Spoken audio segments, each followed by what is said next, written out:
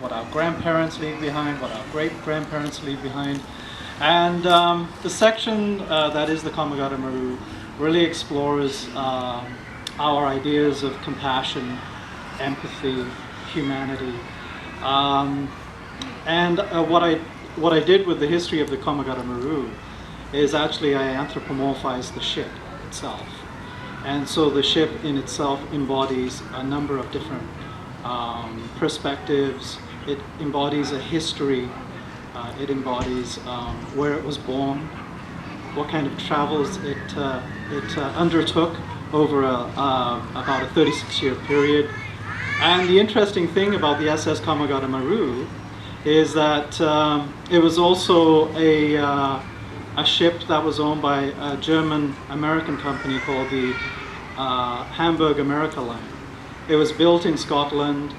It was essentially birthed in the Hamburg harbor, and it became a migrant ship for many European families who were escaping all of the atrocities and the traumas of the old world, and came to the new world. So I was trying to connect a very local situation and kind of expand it to the idea of global migration. And the reason why I did that is because of where we live today and how we find ourselves today here, and to think about really who we are as Canadians and where our compassion lies, where our empathies lie, and also to really look across the waters, because what's happening now is a travesty. It truly is. What's happening to people who are fleeing such traumas in the Mediterranean and off the coasts of Indonesia, that I kind of reflect on that, and I reflect on the privileges that we have as Canadians here. So I'll just begin. My apologies if I'm sounding didactic. I don't mean to be. I just wanted to share that with you as the context. So I'm very distinct from Kevin over here, who's like a showman. I read quietly, so I'll try to project a little more. Okay, so so the first name of the ship was the SS Steubenhoek, and it was built, as I said, in 1890.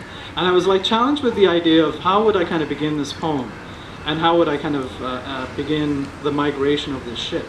So I came up with this German title, and it's called Dies Storik Haken, which translates to this stubborn hook. We move backward against the clock on the high tide. Our destination, my new life. On the quiet waters that kiss the bank of Elbe, I understand now my body will carry the world. The river swallows me whole into commerce. We arrive as the day passes into evening, the port city's hand before me, a sepal of fingers close in, as my guide threads me through this bulbous foci of business, waterways thick with human capital. The port opens up to me, the wharf and each berth a perfection of design. My body slowly eases into my transient home, my nautical journey just now beginning. Those who look for respite will be my friend. I will carry each burden for tomorrow and the days after. 10 anonymous journeys. Cold clouds and gulls hang steady in the wind. Songs, scuffles, shuffles, screams, receipts, paper, ways of me. Dream arteries surge seaward, pistons beat, engines screech, and a cacophonous wind thunders. Barnacled black hulls slice and sluice out through the streaming Scheldt of Antwerp. The port delivers the coal and the cargo. Erosions ripple over memory, slip the border, lost in the rip of tide. They feed the loss. My body brims and bleeds into the thick air against the Atlantic. Sisters, brothers, cousins, and great ancestors pass in quiet. Masters Schmidt and Thales eye the violence in the waters. The flap-flap wind shifts a pattern, the deep distance, the long droning notes of my lungs. We curl into the confluence of the Labrador, breaking through contrarian waves. My hulled hands crash against the tide. To the unloved I will offer a part of me.